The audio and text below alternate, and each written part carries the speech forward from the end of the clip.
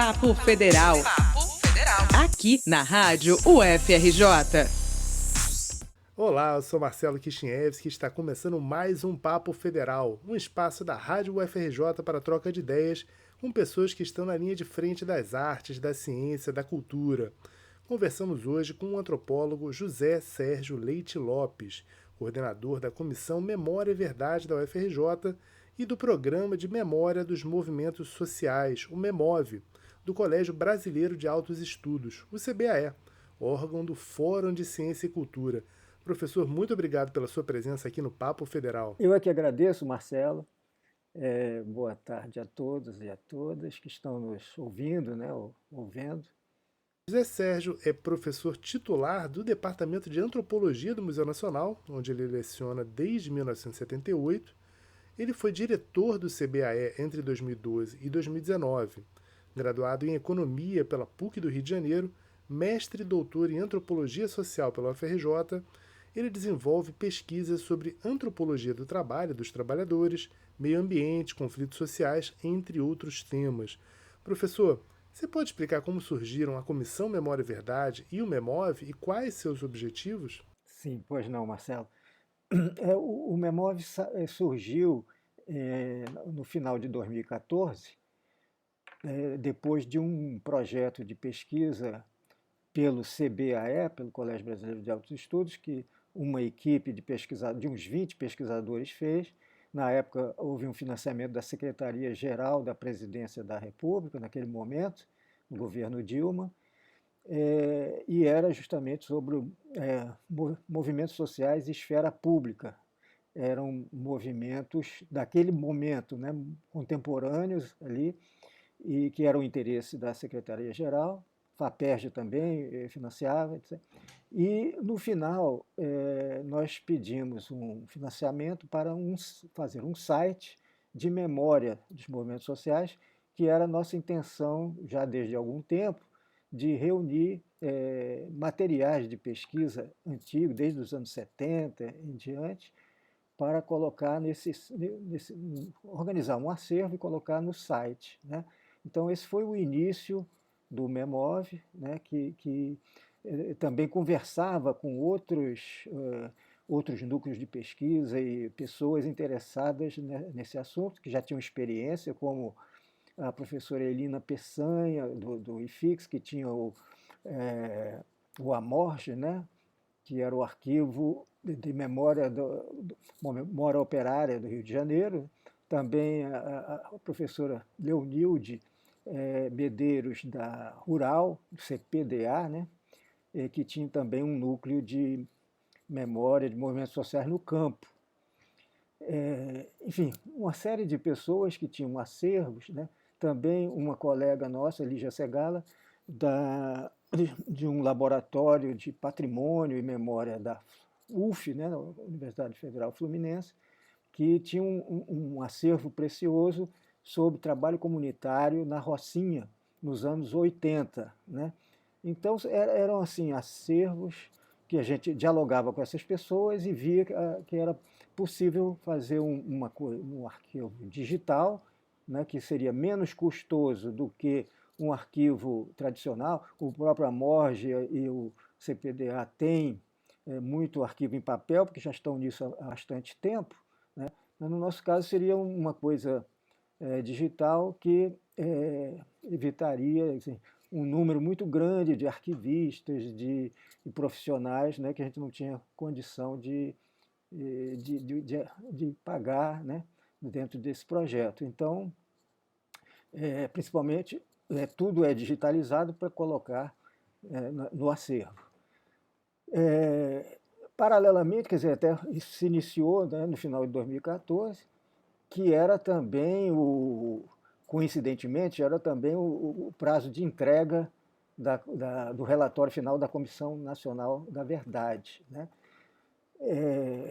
Então, naquele momento, né, entre 2012 e 2014, que era o período justamente onde a Comissão Nacional da Verdade teve vigência, né, entregou o relatório final em dezembro de 2014. Esse nosso projeto, coincidentemente, também teve essa duração. Enfim, então havia já uma preocupação aí com memória dos movimentos sociais e o país estava atravessando um momento de valorização da memória, de violações de direitos humanos, do autoritarismo do período da ditadura militar. E, enfim, então isso estava no ar do tempo, né? Em 2014, a gente fez no CBAE os 3 dias de eventos, né, sobre os 50 anos do golpe de 64, né, justamente já com grupos como, enfim, representando o que aconteceu na universidade, na educação, entre trabalhadores urbanos, né, industriais e trabalhadores rurais, né, enfim, o que acontecia nas favelas também, a população negra, povos indígenas. Então, havia já uma preocupação com esses coletivos, né, que sofreram também muito com a ditadura, mas eles estavam menos contemplados nas políticas de reparação, né, que vinham desde 1995, que se inicia aí uma comissão de mortos e desaparecidos, né, no governo FHC. Isso tem ligação também com processos, com questões que são colocadas na Comissão Interamericana de Direitos Humanos, né, da OEA, e forçam, como o Brasil assinou tratados nesse sentido, com essa corte internacional, há pressões para que, por exemplo, houvesse a criação de uma comissão para esclarecer, detalhar e enumerar, né, o número de mortos e desaparecidos durante o período da ditadura. Isso vai culminar, então, também nessa Comissão Nacional da Verdade, no governo Dilma, né? E então isso estava ocorrendo nesse período. A Comissão Memória e Verdade da UFRJ, ela é fundada nesse contexto, né? Porque quando, da vigência da Comissão Nacional da Verdade, houve uma cobertura da imprensa, principalmente que explodiu assim, na efeméride dos 50 anos do golpe, né, 31 de março, 1º de abril. Então, naqueles meses que antecederam ou logo depois dessa data, houve um interesse muito grande na imprensa, na opinião pública, etc., com relação ao assunto. Então foram fundadas muitas outras comissões municipais, estaduais e universitárias também, né, ou de entidades, de estatais, de entidades de movimentos sociais, por exemplo, a CUT, ou enfim, a CONTAG, etc. Então, a UFRJ também fez a sua comissão da Memória e Verdade, de âmbito universitário, e foi em maio de 2013 que foi fundada na UFRJ essa comissão, né, que tinha era uma portaria do reitor, na época era era o Levi, né, o reitor de então, Carlos Levi, e há um número, né, atualmente há 14 membros, né, entre membros da comunidade da UFRJ, né, docentes, né, servidores e representantes de docentes, de estudantes, e também há alguns convidados de fora da UFRJ, né, como alguns representantes de movimentos de direitos humanos, né, que uma das funções da comissão é dialogar, fazer a universidade dialogar com esses movimentos de reparação, de memória, né, do que ocorreu durante a ditadura militar. Então, ela foi fundada. O objetivo era justamente levantar aquilo que ocorreu durante a ditadura no interior da universidade, as punições a professores, né, docentes e estudantes e servidores durante o período da ditadura, particularmente com o AI-5, né, no final de 68, há logo em seguida uma lista de cassações, enfim, de aposentadorias, né, forçadas de professores em todo o Brasil, né? E a UFRJ também teve vários membros nessa situação. Havia também o decreto 477, que era dirigido aos estudantes, né, e que processava estudantes considerados ativistas e considerados estudantes representativos do movimento contra, que implicitamente era contra a ditadura, né? E eles foram expulsos da universidade durante um certo período e também podiam ser presos naturalmente, como houve muitas prisões durante todo o período da ditadura.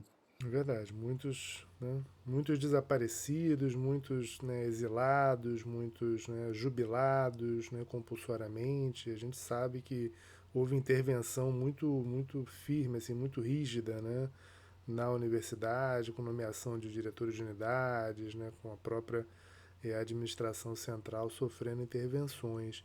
Né? Eu queria perguntar, professor, a respeito disso, né, que a Comissão Memória e Verdade da FRJ lançou no fim do ano passado uma série de 6 vídeos, né, chamada Incontáveis. Aliás, né, tá na descrição desse episódio, quem quiser clicar já tem acesso direto ao link. Né? No canal do YouTube da gente vai estar disponível também o link para que as pessoas possam acessar diretamente os vídeos, né?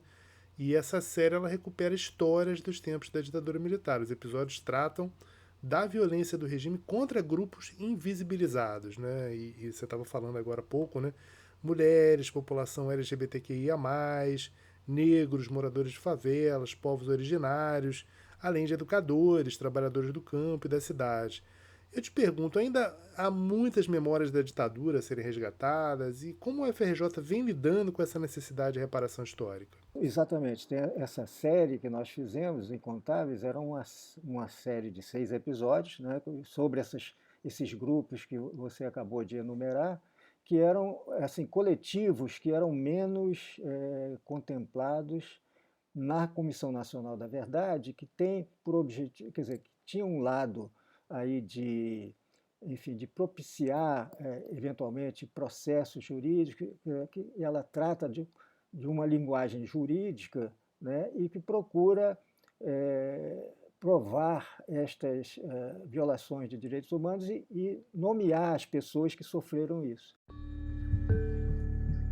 Do que a gente lembra quando ouve falar em ditadura militar? Sabemos que foi um período de repressão e tortura, e foram muitas as passeatas e protestos. Alguns até se lembram que houve uma Comissão Nacional da Verdade, mas, em geral, muitos brasileiros não conhecem nada além dos nomes de personagens importantes do período. Nos últimos tempos, tem gente falando que a ditadura nem foi tão ruim assim, até chamando de dita branda. E tem coisa ainda pior. Tem gente que comemora o que aconteceu e lamenta que não morreu mais gente.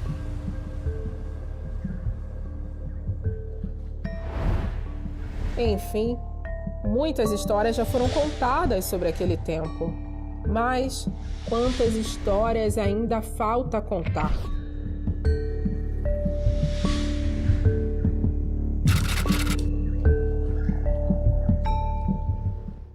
Então, todos esses procedimentos de reparação ou de memória acabam tendo uma predominância, né, da linguagem jurídica e acabam sendo individualizando, né? Então havia aí a famosa lista de mortos e desaparecidos que foi ampliada ao longo do tempo, né? Partiu de 100 e poucos nomes até chegar aos 434 que atualmente estão nessa lista, que estão no volume 1 enfim, da Comissão Nacional da Verdade. Mas há também assim, danos a grupos sociais ou violações de direitos assim, que são graves, que foram feitos de forma coletiva, né? Um exemplo bastante evidente é a questão dos povos indígenas, quando atingidos pela expansão, né, da fronteira agrícola, da Transamazônica, e todo esse projeto que durante o período militar havia todo esse projeto de expansão da fronteira para o norte, para a Amazônia, etc. E os grupos indígenas que estavam pelo meio do caminho dessas estradas e esses empreendimentos também, favorecimento de empreendimentos agroindustriais ou de agricultura, enfim, essa agricultura comercial, né, do tipo da plantation, né, monoculturas, etc., né, ou o gado, ou a especulação de terras, avançou muito né, em áreas que eram habitadas por povos indígenas, povos originários, e assim, não houve uma individualização, porque justamente os povos indígenas são coletivos, né, que têm uma outra relação com a terra, que também é sagrada, ela está envolvida na vida das pessoas e não é, digamos assim, transformada em mercadoria, né, como é o restante da política de terras. E então eles sofreram, né, danos coletivos, ou extinção de povos, ou perda de suas terras, acarretando em graves perdas sociais e o risco mesmo de extinção, né? Esses povos também têm línguas, têm um patrimônio linguístico muito, muito importante, né? Então essas coisas acabam sendo, assim, tendo direitos violados de forma coletiva.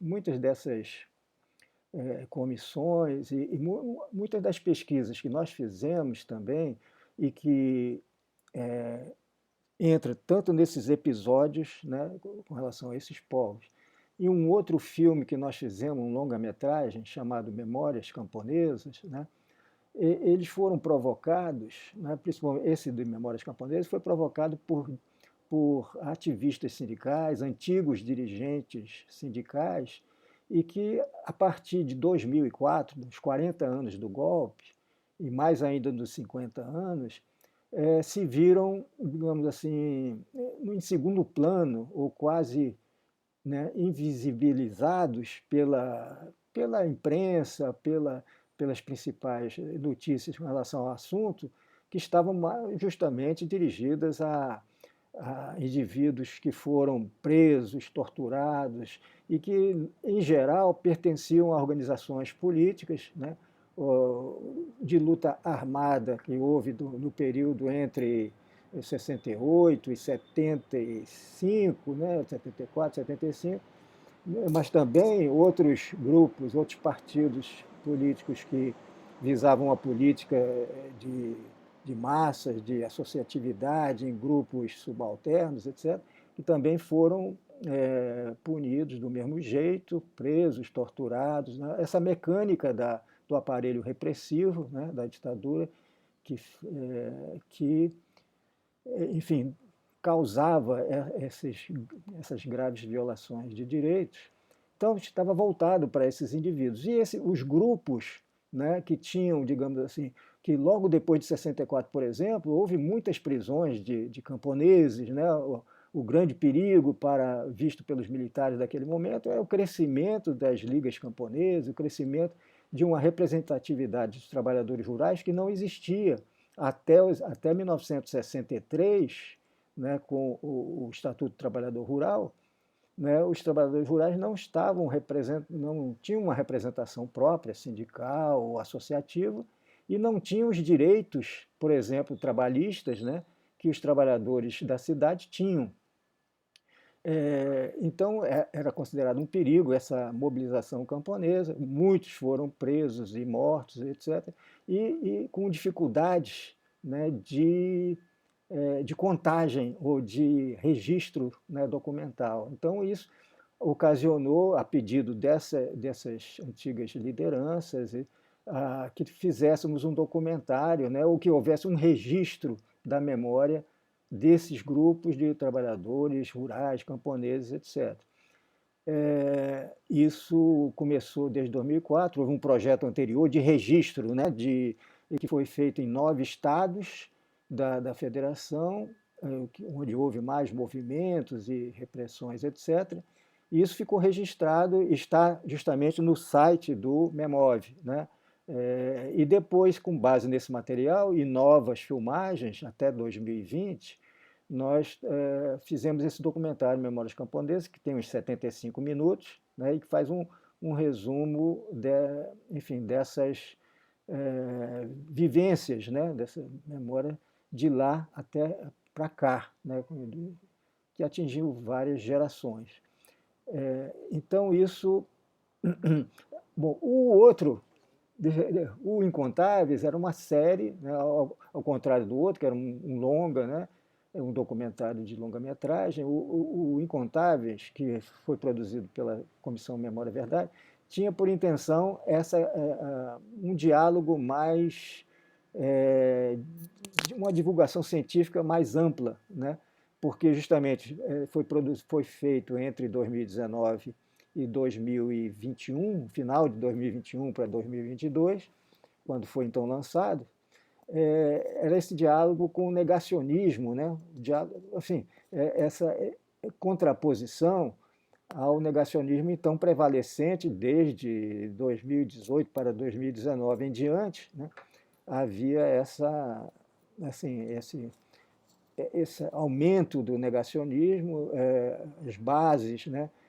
Bases de, enfim, sei lá, de uma cultura fascista, né, que foi se propagando para grandes, enfim, massas de pessoas, né? E já nesse contexto a gente procurava mostrar como a ditadura exerceu a sua repressão de diferentes formas em diferentes grupos. Certo, é exatamente sobre isso que eu quero conversar na sequência, né? Quero falar contigo exatamente na sequência. Para quem pegou nossa conversa no meio, a gente está conversando aqui com o professor José Sérgio Leite Lopes, coordenador da Comissão Memória e Verdade da UFRJ e do Programa de Memória dos Movimentos Sociais, o MEMOV, do Colégio Brasileiro de Altos Estudos. José Sérgio, o Brasil historicamente varre os conflitos para debaixo do tapete, né? Você estava lembrando aqui em 2018, acabamos sofrendo com a eleição de um presidente da República que elogiava publicamente a ditadura militar e a gente pagou um preço muito alto com retrocessos nas mais diversas áreas. Em outros países, existem políticas públicas que reiteram constantemente fatos históricos dolorosos, como o Holocausto, para que eles nunca sejam esquecidos. Que papel você acredita que a memória e a afirmação de verdades históricas podem desempenhar para que regimes de exceção assim não se repitam? Exatamente, eu acho que é justamente uma importância muito grande dessas políticas de memória, como você mesmo disse, né? Pelo menos a partir do final da Segunda Guerra Mundial, que justamente era uma guerra que envolvia, né, um lado nazista, fascista, né, que é uma forma de autoritarismo extremo, né, com, enfim, tensões de expansão mundial e justamente de destruição de povos, né, como o povo judaico, ciganos, enfim, e os movimentos democráticos construídos desde o século XIX, né, de trabalhadores, de agricultores, de artesãos, ou crescentemente, de trabalhadores de serviços, né? E havia essa intenção repressiva e uma afirmação conservadora do mundo, ou mesmo assim, de reação aos progressos de direitos, né, que foram se acumulando, quer dizer, quase que um processo de civilização, né, que acompanha o surgimento desses direitos por diferentes grupos. Com essa enorme repressão e o Holocausto, né, quer dizer, uma máquina de morte, né, em massa, houve naturalmente, enfim, após com a derrota desses países, desses governos, houve um julgamento, né, o julgamento de Nuremberg, e que se tornou, assim, digamos assim, um modelo para ou comissões posteriores, né? Então, isso vai sendo elaborado ao nível internacional, na ONU, e, enfim, em diferentes movimentos de direitos humanos, e atualmente isso é chamado de justiça de transição, quer dizer, transição, digamos, de regimes autoritários para, né, para a democracia. Isso é visto assim, e que nos anos final dos anos 80 para 90, isso é colocado mais em evidência. Há o caso da África do Sul, né, que tem aí nos anos 90 a sua independência e a sua, enfim, ajuste de contas com o apartheid, o regime de apartheid. Então tem uma comissão de memória e verdade famosa na África do Sul. E também há essa questão com relação à passagem de regimes socialistas, né, também autoritários, para a democracia. Então, essa questão da justiça de transição de um regime autoritário para a democracia foi criando um ramo do direito, né, que lida com direitos humanos e que foi se difundindo, né. Então, por exemplo, a Comissão Nacional da Verdade é um instrumento que vários países recorreram, na América Latina, né, na África, enfim, em vários lugares do mundo, para justamente avaliar e fazer levantar, né, aquilo que foi guardado, né, secretamente ou que foi abafado, né, e que repercutiu, enfim, nos direitos humanos mais elementares de grupos, de pessoas, né? Então, é um instrumento dessa justiça de transição justamente fazer esse levantamento das violações, né? Apontar responsáveis, um pouco de responsabilização por isso, né? E também devolver direitos, né? ou simbólicos também, né? Tanto materiais como simbólicos, né? Para pessoas que foram atingidas dessa forma. Então, no Brasil, justamente, a coisa começou através da Comissão da Anistia, que foi criada em 2002, se eu não me engano, que visava fazer reparações pecuniárias às pessoas atingidas né, com graves violações, ou pessoas que foram demitidas do seu trabalho, etc. Então, houve a forma monetária de reparação era predominante, né? Gradativamente, essa comissão de anistia foi fazendo cada vez mais reparações simbólicas, né, que são importantes para a memória, para justamente a memória, para que não aconteça, não se repita.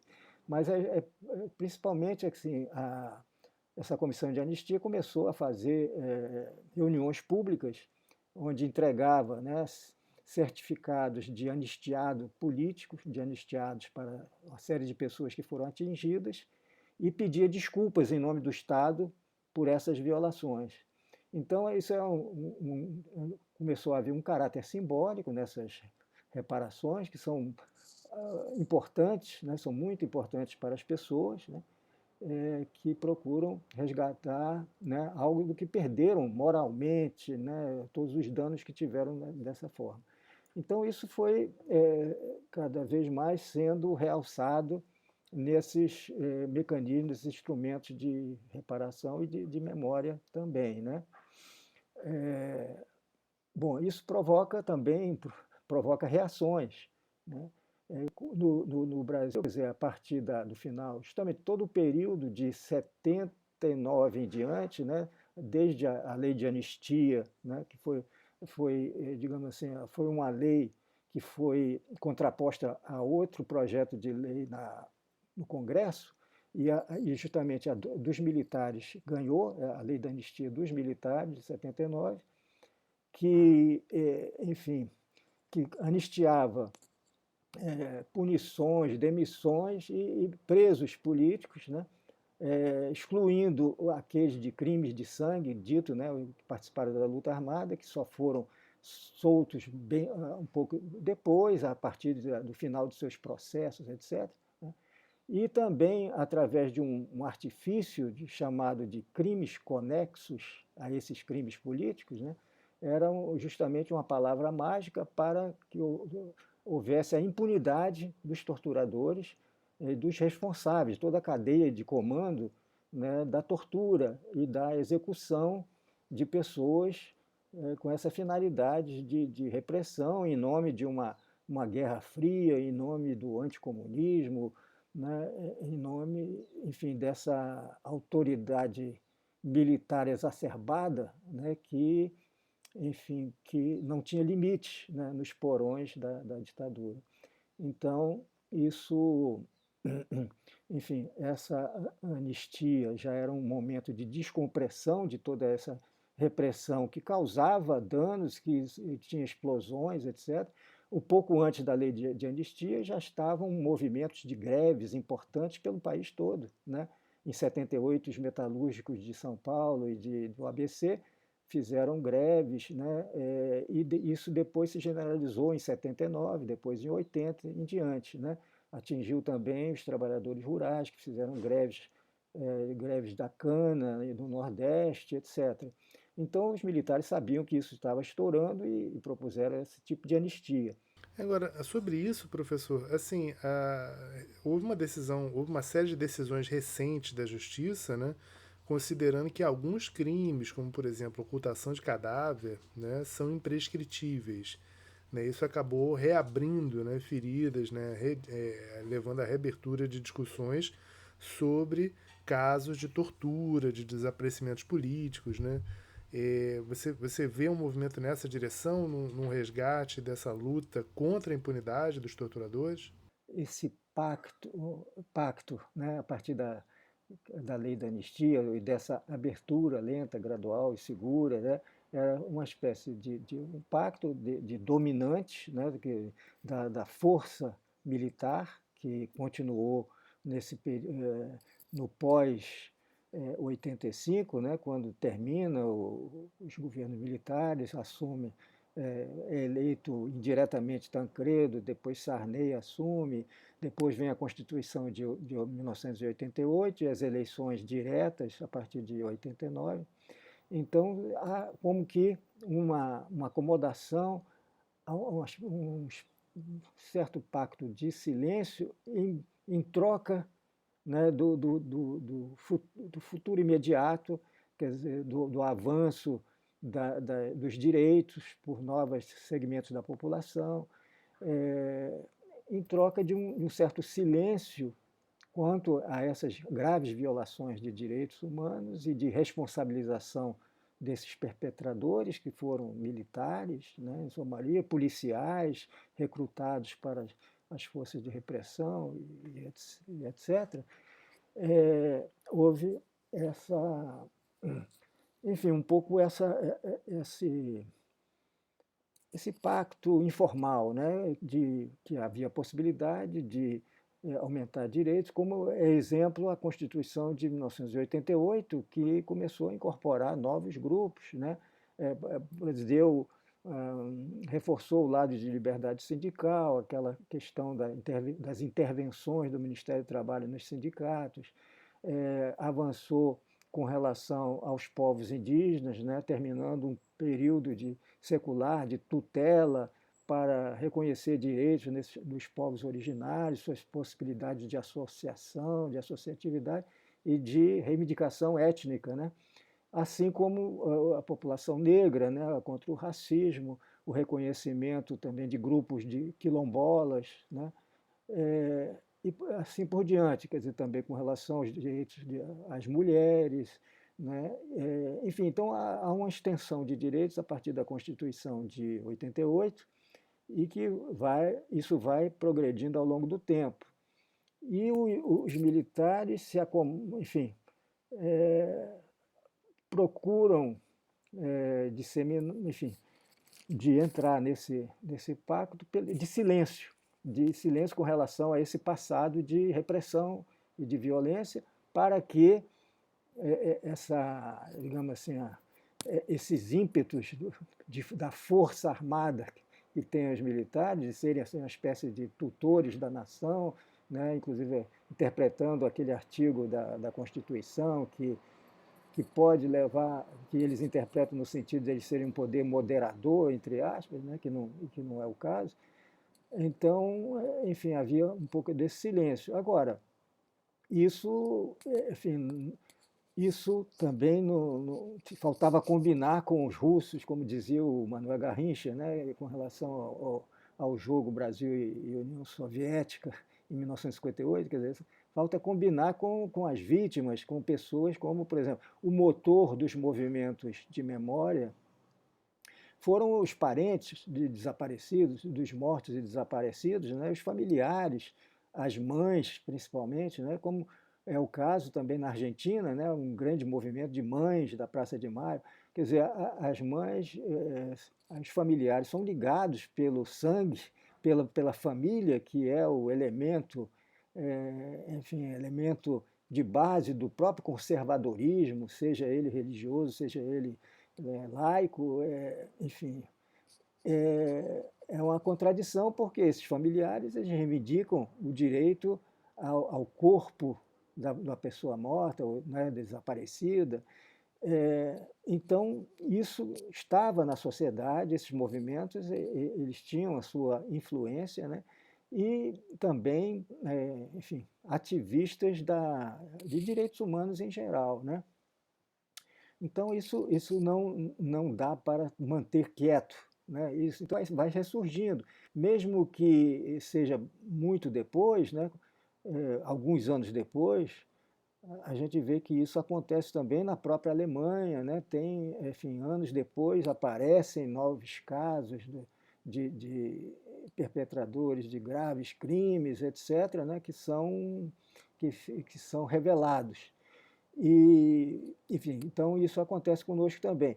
No caso da Argentina, que é um caso bastante importante, né, assim, mas é um caso singular, é que houve um julgamento logo após a derrota dos militares, né, que foi numa situação assim, vexaminosa de guerra, né, de derrota na guerra das Malvinas, e então houve uma desmoralização do exército, enfim, das Forças Armadas argentinas muito grande, e que pôde levar, enfim, o sistema judiciário e também a própria população a julgar, né, os responsáveis pelas mortes, desaparecimentos, tortura, todo esse sistema que se abateu em poucos anos na Argentina, né, que foi um caso de quase que um genocídio dos 30.000 pessoas que foram atingidas, mortas, desaparecidas. Então, houve um julgamento logo em seguida, né? E isso foi acompanhando, houve também retrocessos, ciclos, né?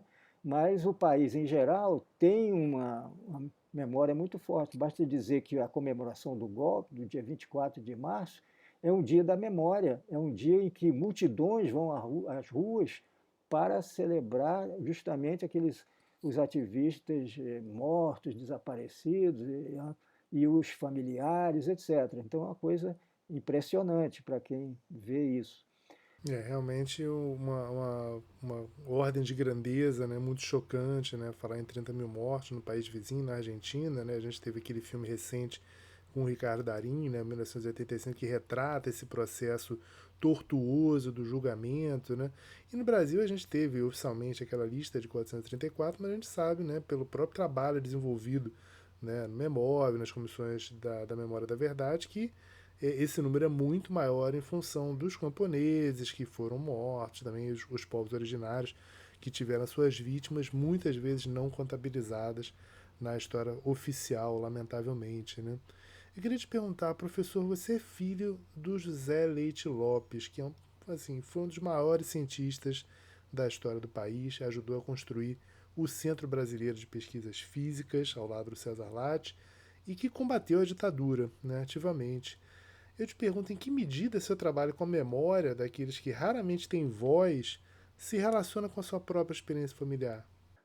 Eu estava no colégio de aplicação da UFRJ, né, terminando o meu ensino médio, né, o secundário, e quando, em 1964, eu tinha 17 anos e meu pai foi preso por conta de um inquérito, um IPM, um inquérito policial militar, sobre o ISEB, né, que é o Instituto Superior de Estudos Brasileiros, ligado ao Ministério da Educação, desde o governo Juscelino até o governo Jango, né, e isso entrou no inquérito policial militar. Naquele momento, em 64, enfim, meados de 64, agosto de 1964, meu pai tinha tido um convite para ser professor na França, no exterior, né, numa nova faculdade, novo campus, num subúrbio de Paris, e ele foi assim, tirar passaporte. E, naquele momento precisava também de autorização do DOPS, né, do Departamento de Ordem Política e Social. E ele compareceu lá e foi detido, foi preso por conta desses inquéritos anteriores.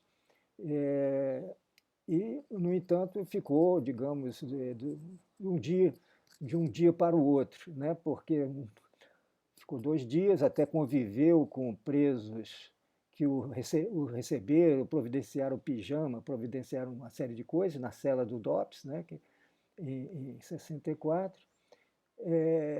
Alguns destes faleceram posteriormente, essas pessoas que estavam ali presas, que eram companheiros de cela dele. Mas ele saiu logo, houve uma intervenção de um coronel do CBPF, justamente, interveio para que ele saísse. Então ele foi para o exterior, ainda voltou em 1967, quando o governo acenava com digamos assim, a recuperação do exílio dos cérebros, etc., né? Então ele ainda chegou no governo Costa e Silva, ou o ministro Magalhães Pinto, né? Alguma coisa que esteve nesse momento. Ele chegou a voltar em 67, e entre 67 e 68 chegou a ser diretor do Instituto de Física na UFRJ, que já era no Fundão. A Faculdade de Filosofia, né, Nacional de Filosofia, foi desmembrada, e houve essa ida para o Fundão.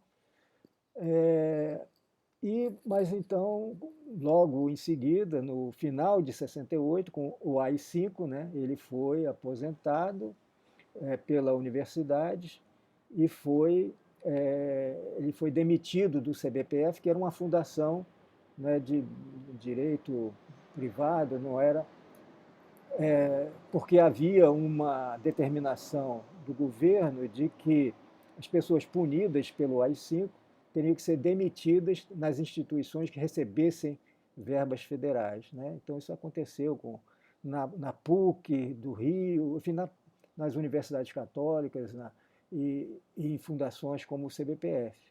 Ele foi demitido. Exato, ele foi demitido, também o Jaime Tiomno, Elisa Frota Pessoa, várias pessoas. A minha mãe também, Maria Laura, que matemática, ela também entrou nessa lista enfim, do AI-5, né, de professores caçados. Então eles foram, a partir de 69, foram para o exterior novamente. Meu pai foi inicialmente para Pittsburgh, nos Estados Unidos, né? Até, enfim, como ele ia para os Estados Unidos, ao pedir visto no consulado americano, o consulado mesmo estava preocupado com a sua ida para a universidade no exterior, nos Estados Unidos, e sabia, digamos, da possibilidade de haver um fechamento assim, total, e acabou propiciando a saída dele mais rápida, né, do país. A minha irmã até está trabalhando assim num texto sobre memórias do exílio, né, porque ela era criança, enfim, era 11 anos mais nova do que eu, e ela foi criança para o exterior, né, e acompanhou do ponto de vista infantil, né, e adolescente, acompanhou esse exílio até 79, enfim, tanto nos Estados Unidos durante 1 ano e depois na França durante muitos anos, em Estrasburgo, né, onde meu pai foi professor. Então, claro que isso me afetou bastante, né, profundamente, embora isso já tinha seus efeitos anteriormente, né, que eu estava ligado nos problemas sociais, etc., que eram importantes no Brasil, acompanhando, enfim, o movimento cultural de então, né? Estava no colégio de aplicação, que foi muito importante para mim, para minha geração, e assim como de outras, que até depois meus filhos passaram pelo colégio de aplicação também, da UFRJ. Mas, então, essa formação que eu pude ter no colégio de aplicação foi muito importante também para mim, né? Mas certamente a influência de casa era importante, né? E também esse exemplo que levou a essas punições, né? Eu acompanhava os conflitos que havia na congregação da Faculdade Nacional de Filosofia, né? Que, enfim, meus pais chegavam em casa e a gente acompanhava um pouco isso e, enfim, naturalmente isso despertava, né, enfim, a curiosidade com relação a esses problemas políticos. Aí eu acabei indo inicialmente para a economia, né? Pensava assim, numa economia política, né? Mas vendo que fiz a graduação em economia, mas vendo que a economia predominantemente, ela tinha toda essa força dos neoclássicos e de todo esse ajustamento ao mercado, etc., de uma ciência para o mercado, uma disputa nesse sentido, eu acabei indo para as ciências sociais e fui para fazer mestrado e doutorado em antropologia social, né? Que foi uma das escapatórias de economistas rebeldes, tanto a antropologia, a sociologia, a ciência política, etc., né? Então, acabei entrando por esse lado da antropologia. E nós ganhamos, né? Nós ganhamos um importante cientista social, né? Hoje à frente desse trabalho tão importante, né? Aqui dentro do CBAE. Eu agradeço muitíssimo essa figura, extremamente gentil, né? A gente conversou com o antropólogo José Sérgio Leite Lopes, coordenador da Comissão Memória e Verdade da UFRJ e do Programa de Memória dos Movimentos Sociais, o MEMOV, do Colégio Brasileiro de Altos Estudos, órgão do Fórum de Ciência e Cultura da UFRJ. Professor, super obrigado pela sua participação aqui no Papo Federal. Muito obrigado, Marcelo, o prazer foi meu, né? E dizer que as pessoas podem olhar nesse site, memov.org, né? E ver lá as coleções que nós temos, né? Com relação à memória camponesa, com relação a uma coleção de comparação entre greves de canavieiros e metalúrgicos, algumas pesquisas que nós fizemos, além de eventos temáticos, né, que foram realizados, a maioria deles no Colégio Brasileiro de Altos Estudos, também pela CMV.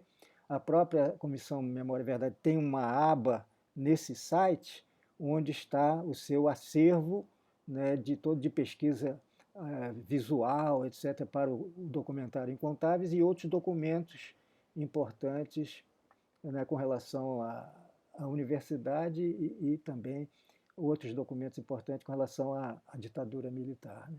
Perfeito, que esse trabalho possa continuar crescendo, né, e frutificando para que a gente possa ter cada vez mais direito à memória e à verdade sobre esses anos de chumbo que foram tão difíceis para o país, para todos nós que tivemos pessoas da família ou nossas próprias famílias afetadas, né, pessoas perseguidas, caçadas, exiladas, né, e em alguns casos extremos desaparecidas, né, que nós possamos ter esse resgate dessa memória, né, e que essa memória não seja naturalmente só para aquelas pessoas mais conhecidas, né, as pessoas que tiveram mais visibilidade nos relatórios originais, mas também para essa população invisibilizada, né, que muitas vezes acaba sendo esquecida na história oficial.